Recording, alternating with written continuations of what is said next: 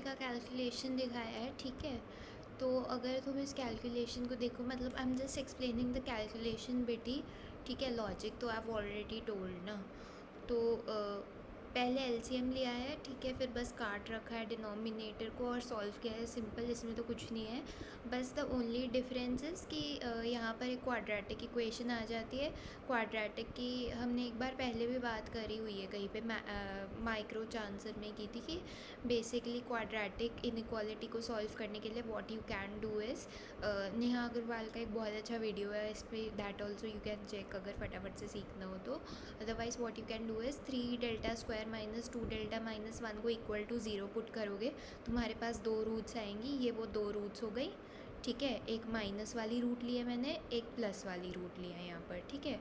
और फिर तुम क्या कर सकते हो, जो इन रूट्स को तुम नंबर लाइन पे बना सकते हो और प्लस माइनस प्लस डालते जाओ। कुछ कुछ इसके रूल्स रहते हैं, बट वो रूल्स यहाँ पर अप्लाई नहीं हो रहे, उसकी एक्सेप्शंस। तो यहाँ पर आप सीधा यूज़ द मेथड। मैं क्या बोल रही हूँ, एक्सेप्शंस एंड ऑल वो सब, that's more in depth about quadratic inequalities, ठीक है। बेसिकली द थिंग इज़, अगर मुझे क्विकली तुम्हें बताना है तो बस जो क्वाड्रेटिक वाली चीज़ है उसके साथ जो कोएफिशिएंट है वो नेगेटिव नहीं होना चाहिए, that you have to ensure, ठीक है। अगर वो इंश्योर कर लिया तो तुम ऐसे डायरेक्टली प्लस माइनस प्लस लगा सकते हो। अगर वो इंश्योर नहीं किया हुआ तो फिर चीज़ें जो है वो कॉम्प्लिकेटेड हो जाती है, ठीक है। तो हाँ, तो एनीवे तुमने प्लस माइनस प्लस लगा दिया। अब वी सी की हमारी इनइक्वालिटी इज सच कि we need this entire thing to be less than zero, right. तो लेस दैन ज़ीरो वो हो रहा है जब डेल्टा जो है 1 से कम है। तो मैंने यही बोला था कि डेल्टा 1 से कम होगा तभी ये होल्ड करेगा, राइट। अब केस 2 का मैं अभी नहीं किया है। केस 2 का द थिंग इज़ कि आई एम नॉट श्योर कि इसमें डिफरेंस क्या आएगा। मतलब अगर R1 R2 खेला जाता है इन द हिस्ट्री और फिर आप डेविएट करते हो, या फिर L1 L2 हो चुका है, आप अपनी सज़ा भुगत चुके हो, अब दोबारा you are supposed to be play R1 R2, but अब आप फिर से डेविएट करते हो। तो आई एम नॉट श्योर, मुझे ये समझ में नहीं आ रहा कि इसके कैलकुलेशन में कुछ डिफरेंस आएगा भी कि नहीं आएगा।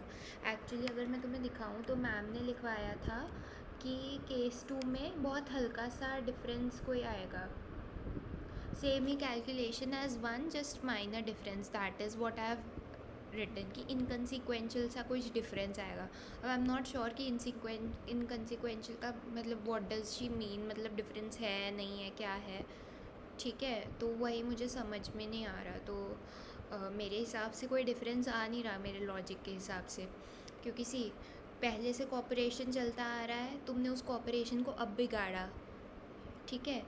या फिर तुमने गलती की, सज़ा भुगती, all of that was sorted. एक नया चैप्टर शुरू करने की बारी थी, वापस कॉपरेट करने की बारी थी, again you messed that up, ठीक है। दोनों एक तरीके से तो बात तो सेम ही है ना, दोनों में the other person was willing to cooperate and तुमने उसको मैसअप कर दिया बीच में।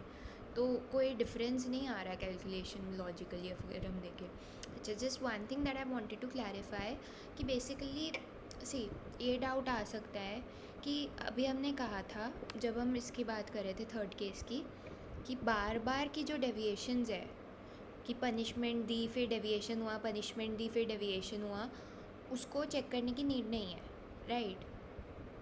तो ये डाउट आ सकता है कि फिर हमने ये डेविएशन भी क्यों ही चेक की, कि आपने बेसिकली तुमने R1 R2 पे तुम थे, तुमने उससे डेविएट किया। केस 3 था क्या? केस 3 था कि तुम बेसिकली पिछले पीरियड में डेविएट कर चुके हो और अब तुम पनिशमेंट से भी डेविएट कर रहे हो। तो यू हैव टू रियलाइज़ कि हमने जिस केस को बार बार देखने को मना किया, दैट वाज कि तुम पनिशमेंट से बार बार डेविएट कर रहे थे। बट केस 3 देखना इसलिए इम्पॉर्टेंट था क्योंकि केस 3 में तुम बेसिकली क्या कर रहे हो कि तुमने पहले कॉपरेशन से डेविएट किया, अब तुम पनिशमेंट से डेविएट कर रहे हो। So these are deviations from two separate things, इसलिए तुम्हें कंसिडर करना उनको सेपरेटली इम्पॉर्टेंट है, right. I hope this makes sense. But punish same ही पनिशमेंट से बार बार डेविएट करना, उसको कंसिडर करना makes no sense, right? That's the entire point.